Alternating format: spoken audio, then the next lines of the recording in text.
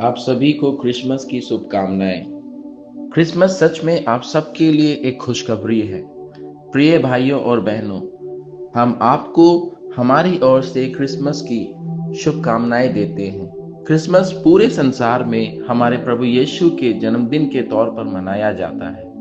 जब हम क्रिसमस शब्द सुनते हैं तो हमारे मन में क्या आता है? हाँ, ये ईसाइयों यानी मसीहियों का त्योहार है। लेकिन क्रिसमस सिर्फ मसीहियों यानी ईसाइयों के लिए ही नहीं है, ये सारे संसार में सभी लोगों के लिए है। ये सच, ये बात अगर हम सही ढंग से समझें तो ये आपके जीवन और आपके आत्मिक जीवन के लिए सचमुच एक सच्ची आशीष है। प्रभु यीशु कौन है? प्रभु यीशु 2000 वर्ष पहले एक मनुष्य के रूप में पैदा हुए थे। इसलिए वर्षों को पहले बीसी यानी बिफोर क्राइस्ट, ईसा पूर्व और एडी एना डोमिनी यानी उनके आने के बाद के तौर पर बांटा गया था। प्रभु यीशु सिर्फ 2000 साल के नहीं है, वह समय की शुरुआत से या समय शुरू होने से पहले भी मौजूद थे। वह हमेशा रहने वाले हैं। पवित्र शास्त्र उनके विषय में ऐसा कहता है, आदि में वचन था और वचन परमेश्वर के साथ था और वचन परमेश्वर था। यही आदि में परमेश्वर के साथ था। सब कुछ उसी के द्वारा उत्पन्न हुआ और जो कुछ उत्पन्न हुआ उसमें से कोई भी वस्तु उसके बिना उत्पन्न नहीं हुई। तो वचन जो आदि में था वह परमेश्वर था। इस परमेश्वर ने संसार और उसमें मौजूद हर चीज को बनाया। वह मनुष्य बना और आपके और मेरे लिए इस पृथ्वी पर आया। आइए हम जाने प्रभु यीशु का जन्म कैसे हुआ। जन्म से पहले ही परमेश्वर के भविष्यद्वक्ताओं ने उनके देह धारण के बारे में बता दिया था। वह मनुष्य के रूप में पृथ्वी पर आया। वह एक बालक के रूप में पैदा हुआ, क्योंकि हमारे लिए एक बालक उत्पन्न हुआ है। हमें एक पुत्र दिया गया है और प्रभुता उसके कांधे पर होगी और उसका नाम अद्भुत युक्ति करने वाला, पराक्रमी परमेश्वर, अनंत काल का पिता और शांति का राजकुमार रखा जाएगा। ये परमेश्वर के दास यशाया भविष्यद्वक्ता ने अपनी किताब में कहा था। और प्रभु यीशु का जन्म इजराइल के बैतलहम के एक छोटे से शहर में मरियम नाम की एक कुंवारी स्त्री से हुआ था।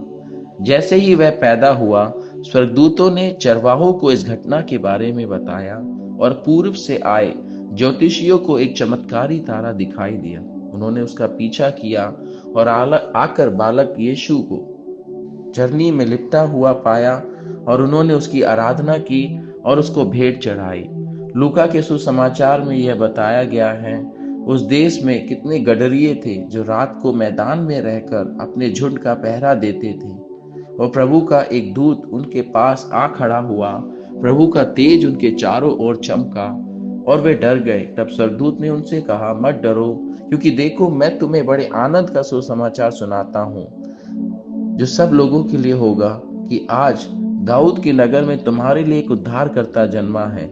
यही प्रभु यीशु है। और इसका तुम्हारे लिए यह पता है कि तुम एक बालक को कपड़े में लिपटा हुआ और चरनी में पड़ा पाओगे। तब एकाएक उस स्वर्गदूत के साथ स्वर्गदूतों का एक दल परमेश्वर की स्तुति करते हुए और यह कहते हुए दिखाई दिया, आकाश में परमेश्वर की महिमा और पृथ्वी पर उन मनुष्यों में जिनसे वह प्रसन्न है शांति हो। उस तारे को देखकर वे आनंदित हुए और उस घर में पहुंचकर उस बालक को और उसकी माता मरियम को साथ में देखकर और मुंह के बल गिरकर उसे प्रणाम किया और अपना अपना थैला खोलकर उसे सोना, लोहबान और गंधरस की भेंट चढ़ाई। ये सारी बातें परमेश्वर के पवित्र शास्त्र बाइबल में लूका रचित सुसमाचार और मत्ती के सुसमाचार में पाई जाती है। तो हमारे मन में एक प्रश्न भी आता है कि परमेश्वर ने आखिर देह धारण क्यों किया और वो पृथ्वी पर क्यों आया? तो आइए हम उसका जवाब भी जाने। आदि में परमेश्वर ने आदम और हवा को बनाया और उन्हें जीवन के सभी क्षेत्रों में आशीष दी। उसने उन्हें पृथ्वी की हर चीज पर प्रभुता यानी अधिकार दिया, लेकिन उन्होंने परमेश्वर की आज्ञाओं को ना मानकर परमेश्वर के खिलाफ पाप किया। उन्होंने शैतान की बातें सुनी और उन पर विश्वास किया, और उन्होंने जब पाप कर दिया तो वो परमेश्वर के साथ जो उनका संबंध था वह टूट गया। वे परमेश्वर से दूर हो गए। तब से मनुष्य को श्राप, बीमारी और मौत का सामना करना पड़ा।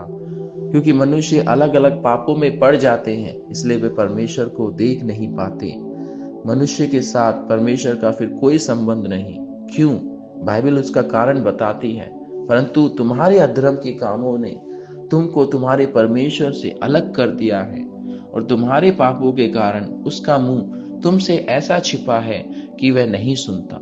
प्रभु यीशु इस पृथ्वी पर उन लोगों को बचाने आया जो परमेश्वर के साथ अपने संबंध में कट गए थे। परमेश्वर ने उन्हें बुराई की शक्ति, पाप, श्राप, बीमारी और अनंत नरक से छुड़ाया।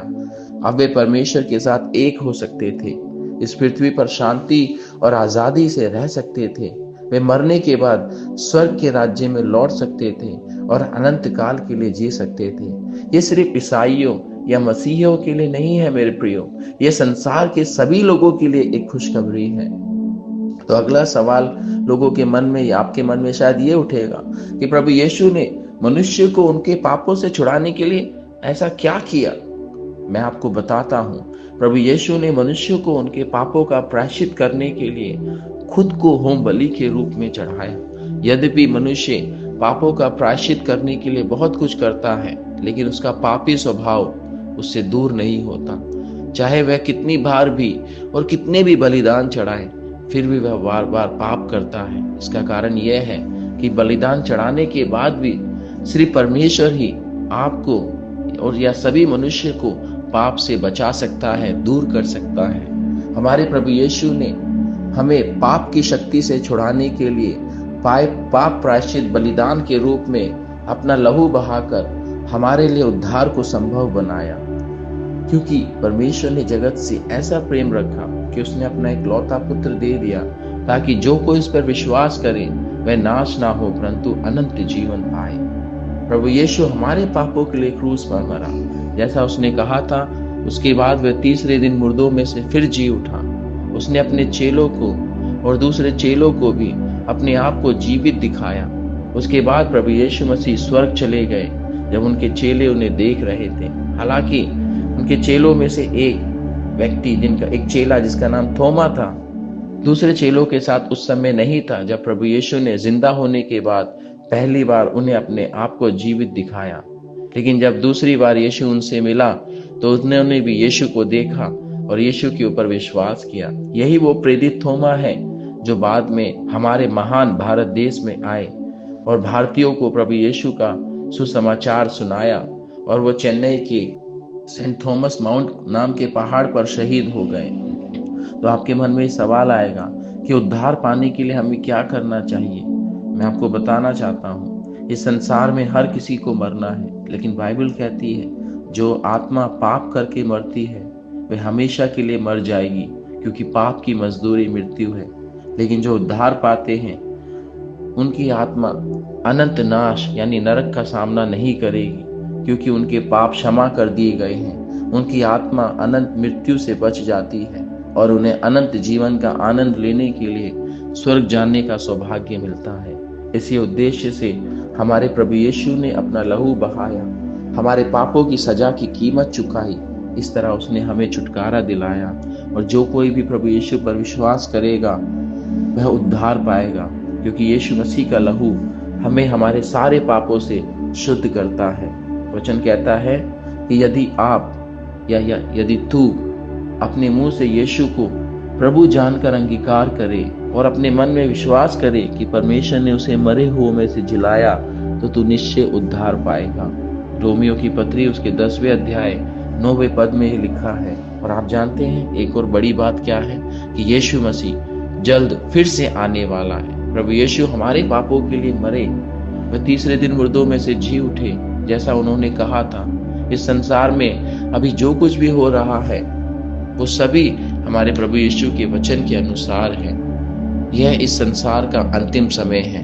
यीशु मसीह फिर से आने वाले हैं। यह संसार और इसमें मौजूद हर एक चीज एक दिन नष्ट हो जाएगी।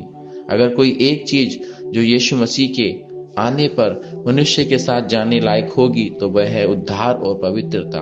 अपने उद्धार के बारे में और ज्यादा जानकारी के लिए आप हमसे संपर्क कर सकते हैं। हम आपके जीवन में आपकी बीमारी, रोग, जीवन की समस्याओं और पैसे की तंगी के लिए हमारी कलीसिया में विशेष प्रार्थना करेंगे।